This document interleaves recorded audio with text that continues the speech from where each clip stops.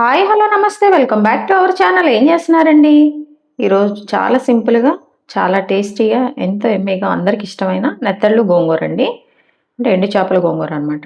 Taste అయితే సూపర్గా వచ్చింది, అసలు అదిరిపోయింది అనమాట. ఇంకా ఆలస్యం మీదకి వచ్చేసేయండి, ప్రిపేర్ చేసుకుందాం. ఇదిగోండి స్టవ్ ఆన్ చేసేసాను, గిన్నె పెట్టేసా. గిన్నె పెట్టాక గోంగూర శుభ్రంగా ఫ్రెష్గా తీసుకొచ్చేసి అన్ని కాడలన్నీ తీసేసండి వాష్ చేసుకొని పక్కన పెట్టుకున్నాను అనమాట. ఇది ఎందుకంటే మనం ఇప్పుడు చేస్తుంది నెత్తళ్ళు గోంగూర అండి, దానికోసం అని చెప్పి ఈ ఫస్ట్ ఒక గిన్నె తీసేసుకుని ఆ గిన్నెలో గోంగూర పెడుతున్నాను. అంటే సపరేట్గా కుక్ చేసుకుంటున్నాను అండి, అప్పుడు బాగుంటుంది అనమాట. అందుకోసం అని చెప్పేసి చూడండి, ఒక కట్ అయితే గోంగూర తీసుకున్నాను నేను. ఈ గోంగూరలో ఏంటంటే ఒక మీడియం సైజ్ ఆనియన్ అయితే కట్ చేసి వేసేసాను. అలాగే పచ్చిమిర్చి ఘాట్ అనేది గోంగూర కొంచెం ఉండాలండి. సో దానికోసమని నేను దగ్గరగా ఒక 4 పచ్చిమిర్చి అయితే 4 నుంచి 5 వరకు అయితే కట్ చేసి ఇందులో వేసుకుంటున్నాను. టమాటా అయితే చిన్నవి 2, ఎందుకంటే మనం గోంగూర పుల్లగా ఉంటుంది కదండి, కొంచెం అది బ్యాలెన్స్ చేసుకునే విధంగా మీరు టమాటాస్ అయితే వేసుకోండి. నేనైతే చిన్నవే 2 వేసాను అనమాట. ఇప్పుడు దీనికి మనం కొంచెం వాటర్ అండి, ఒక చిన్న గ్లాస్ అంత వాటర్ అయితే యాడ్ చేసుకుందాం. ఎక్కువ వద్దు, కొంచెం యాడ్ చేసేసుకొని చక్కగా దీన్ని అయితే స్టవ్ పైన పెట్టేసి కుక్ చేసుకుందామండి. ఇదిగోండి, ఇప్పుడు ఏంటంటే మనము గోంగూర వేరే స్టవ్ పైన కుక్ అవుతూ ఉంటుంది. ఇప్పుడు మనము ఈ నెత్తళ్ళని ఎలా క్లీన్ చేసుకోవాలి, ఎలా మనం కర్రీలో ప్రిపేర్ చేసుకునేదని చూద్దామండి. ఇదిగోండి, దీనికోసం ఇదిగో చూసారుగా 50 గ్రామ్స్ అనమాట. అంటే తెచ్చింది ఎక్కువే, ఇవన్నీ తీసిన తర్వాత తలలు ఇవన్నీ మనకి ఇలా 50 గ్రామ్స్ నెత్తళ్ళు అనమాట. అది చిన్న చేపలు అంటారు కదా, ఇవి తీసుకున్నాను అండి. అయితే దీనికి ఏంటంటే నేను కొంచెం ఒక గిన్నెలో వాటర్ తీసేసుకొని స్టవ్ మీద పెట్టేసాను అనమాట. ఇలా చేయటం వల్ల ఏంటంటే అండి, ఈ ఎండు చేపల్లో కొంచెం వాళ్ళు ఎక్కడెక్కడో వీటిని ఎండబెడతా ఉంటారు కదా, ఆ డస్ట్ అదంతా కూడా చక్కగా వచ్చేస్తుంది అనమాట. అలాగే కొంచెం ఈ మరీ ఇంత డ్రై కాకుండా మన కర్రీకి కూడా కొంచెం సాఫ్ట్ అయిపోతుంది. తినేటప్పుడు కూడా మనకు కొంచెం జ్యూసీగా అట్లా బాగుంటుంది, దానికోసమని. ఇదిగోండి, కొంచెం హీట్ అయిన తర్వాత వీటిని అయితే మనము ఈ వాటర్లో వేసేద్దాం. అంటే అండి ఇలా ఎందుకంటే ఒక్కోసారి మనము బాగా ఇసుక కూడా తగులుతూ ఉంటుంది మనం కర్రీ చేసుకున్న ఎంత క్లీన్ చేసుకున్న వాటర్తో, అది అనేది రాకుండా అనమాట ఈ ప్రాసెస్. మరి ఎక్కువ కుక్ చేయకూడదండి, జస్ట్ కొంచెం. ఇదిగోండి ఇలా ఒక పొంగు కొంచెం అట్లా వచ్చే వరకు తీసేస్తున్నాను. చూసారు కదా, డస్ట్ అంతా పైకి వచ్చేసింది. ఇప్పుడు దీని ఏంటంటే చక్కగా కొంచెం చన్నీళ్ళు పోసేసి శుభ్రంగా వాష్ చేసేసుకోవాలన్నమాట. ఇదిగోండి, ఇప్పుడైతే మనం స్టవ్ ఆన్ చేసేసి మనం కర్రీ ఎందులో కుక్ చేసుకుంటామో ఆ గిన్నె అయితే పెట్టేసుకుందామండి. పెట్టేసుకున్న తర్వాత ఇందులో మనము ఆయిల్ అయితే వేసుకుందాం. కొంచెం ఆయిల్ పడుతుందండి. ఇదిగోండి, ఒక 3 టేబుల్ స్పూన్స్ ఆయిల్ అయితే మనం వేసామన్నమాట. చక్కగా ఈ ఆయిల్ అనేది కొంచెం హీట్ అవ్వాలి.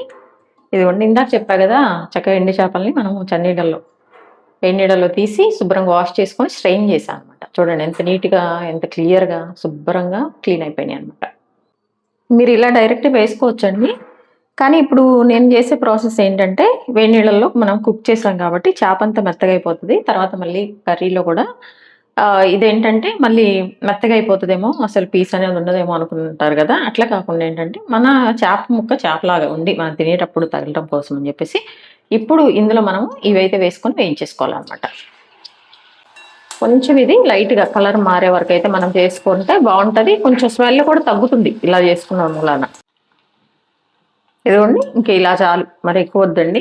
ఇలా చేస్తే మళ్ళీ వీటికి ఉప్పు కారాలు పడతాయా అనుకుంటారండి, ప్రాబ్లం ఇలా చక్కగా పడుతుంది. అందుకే మనం బాగా మరి బ్రౌన్ కలర్గా అయితే వేయించట్లేదు కదా, జస్ట్ కొంచెం ఇట్లా నూనెలో వేయించేసి చక్కగా ఒక 3 మినిట్స్ అయితే ఇట్లా వేయించి తీసేసుకుంటున్నాం అనమాట.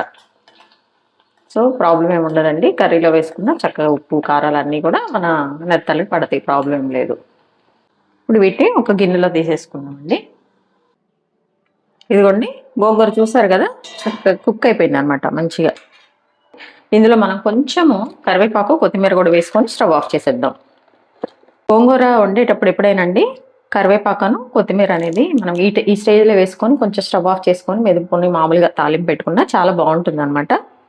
ఇదిగోండి, కరివేపాకు వేసాను, ఇదిగోండి కొత్తిమీర కొంచెం ఒకసారి కలిపేసుకుని స్టవ్ ఆఫ్ చేసేస్తున్నాను. ఇలా మూత పెట్టేసి ఒక 2 మినిట్స్ ఇలా వదిలేసి ఆ తర్వాత మనము మెదపటమా లేదంటే మిక్సీ పట్టుకోవటమా ఏదైనా చేసుకోవచ్చు ప్రాసెస్. ఇదిగోండి, ఇందులోనే మన ఇంట్లో మ్యాషర్ ఉంటుంది కదా, దాంతో మంచిగా మెదిపేసుకోవచ్చు. ఈ మెదిపేసి ఇలా పక్కన పెట్టేసుకుందామండి. ఇదిగోండి, ఆయిల్లో మనం ఏమి వేస్తున్నామంటే మనం ఇందాక ఆనియన్స్ కట్ చేసుకున్నప్పుడు కొన్ని పక్కన పెట్టుకొసుకున్నాం కదండి, అవి అన్నమాట. అలాగే పచ్చిమిర్చి ఒక 2 చిన్నగా కట్ చేసుకున్నాము. వీటిని అయితే మనం చక్కగా వేయించేసుకోవాలి. చూసారా ఇప్పుడిప్పుడే కలర్ చేంజ్ అవుతున్నాయి అనమాట, ట్రాన్స్పరెంట్ వచ్చేస్తున్నాయి.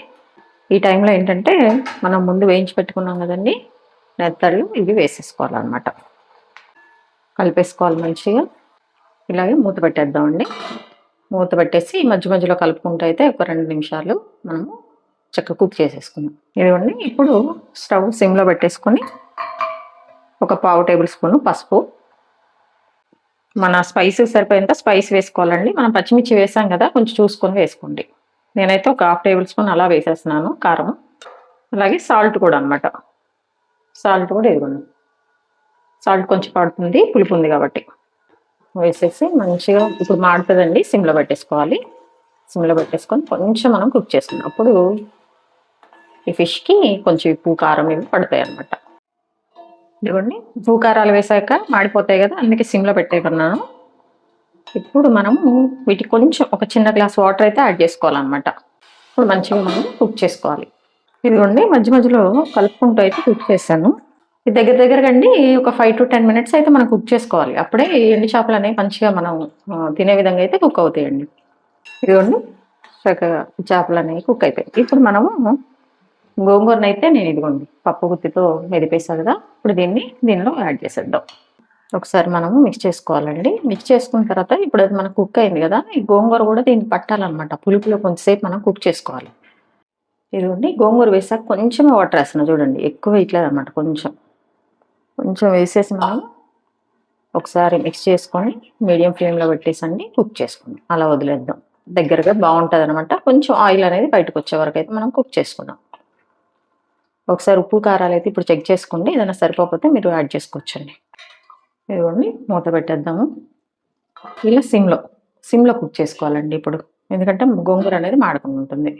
ఇదిగోండి మధ్య మధ్యలో అయితే మనం కలుపుకోవాలి. కొంచెం చక్కగా కర్రీ రెడీ అయిపోయింది అనమాట.